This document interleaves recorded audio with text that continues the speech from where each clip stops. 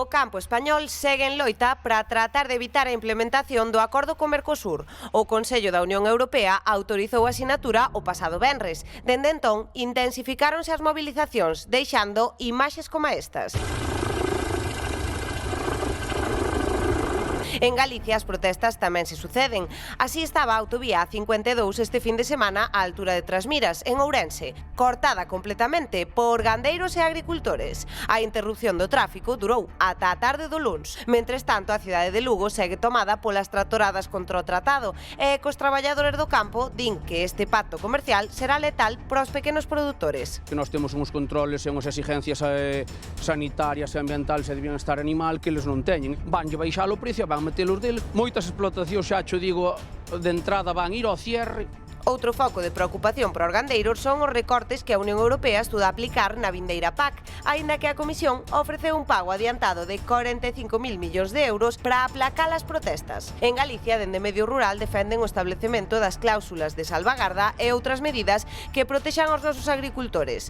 A conselleira apoia os gandeiros e ten previsto reunirse hoxe con representantes do sector primario. Salvo sorpresa, o acordo co Mercosur asinarase este sábado en Paraguai. Unha reunión que está tendo lugar nestes momentos e da que estamos moi pendentes, porque claro, aínda que dende Bruselas insisten en que todos estes produtos que importemos van a cumprir todas as garantías fitosanitarias, claro, o certo é que ali, agora mesmo nestes países, están empregando produtos, sulfatos, que aquí levan obsoletos anos, non? E por iso existe unha preocupación, Rocío, tanto económica como sanitaria, porque din no sector que a entrada deses produtos, deses alimentos cultivados con químicos prohibidos aquí en España, xera riscos e tamén xera competencia desleal, se entran máis baratos. A Comisión Europea aclara, ollo, que só se autorizará a entrada de produtos que non superen os límites máximos de forma que poidan ser prexudiciais para a saúde humana, asegurando ademais que os produtores suramericanos deberán pasar os mesmos controis sanitarios. Ademais, Bruselas xa anuncia que traballa para reducir a cero técnico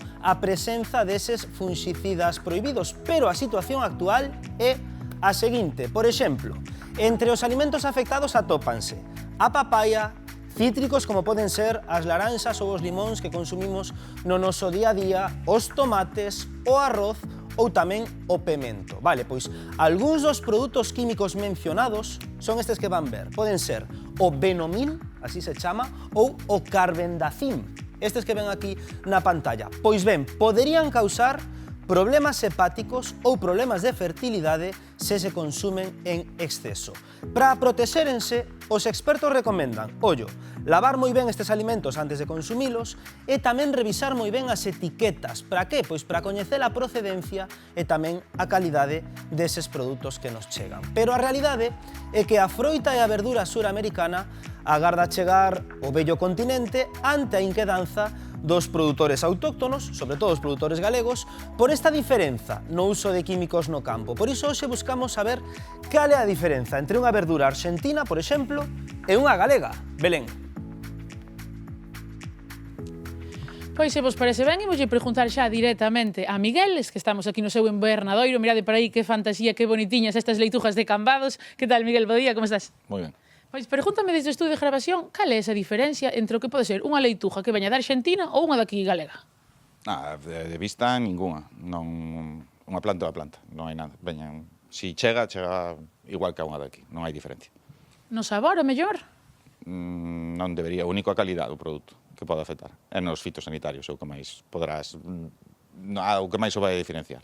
Digamos. Claro, eso mesmo, nos fitosanitarios, neses pesticidas que se usan alá, que aquí xa non se poden usar desde fai moitos anos, contanos un pouquiño o que ten que ver iso. Eles teñen un tipo de produtos que aquí se usaban hai 20 anos, que aquí xa non se poden nin comprar porque xa non existen, que lle facilitan un pouco o que é o traballo. Aquí nos andamos con ecológico, con insecticidas de contacto, mentre eles teñen sistémicos e teñen outro tipo de materias que non xa hai moitos anos que eu non se acordo. Claro, se eles ao mellor nun día pois botanlle un pesticida, vos tendes que estar en riba desta produción varios días con cousas ecolóxicas para que non mermen, non? Entón eles aí ganan moito tempo e aforran moito diñeiro. Aforran diñeiro e tempo e ganan en produción. Nunca van a ter unha merma como a que temos nos aquí, é casi imposible. Cos insecticidas e fungicidas de antes, non. Estes insecticidas que utilizan alá, ti imagínate, vou ao supermercado e compro unha leituja pois que ven da Argentina. Eu podo pois chegar a intoxicarme, podo notar algo no sabor, porque aquí esas cousas xa non hai desde fai moitos anos, podo notalo, podo ter unha intoxicación? Non deberías. Se notas algo, unha intoxicación por un químico é porque ten que estar, vamos, pero que moi maltratada. Non debería de notarlo, non deberías. Non se debería notar, pero sí que son tóxicos, porque aquí están prohibidos, non? Sí, aquí cando os quitan é porque demostran que, bueno, pues que esa cantidad pues, que che afecta, nada máis. E como pode ser que veñan dende alá nun barco durante 40 días e que vayan ser aquí máis baratos que o que pode ser unha leituja túa? Costes de mano de obra e de produción. Os químicos son moito máis baratos e con menos aplicacións e menos tempo, pues es capaz de sacar o cultivo adiante moito máis rápido que aquí, evidentemente. Moitísimas gracias, Miguel. Aí o vedes, compañeiros. Pois Miguel, un pouquiño preocupado por esos produtos que van vir de América do Sur, cuns pesticidas que aquí fai máis de 30 anos que non poden utilizarse.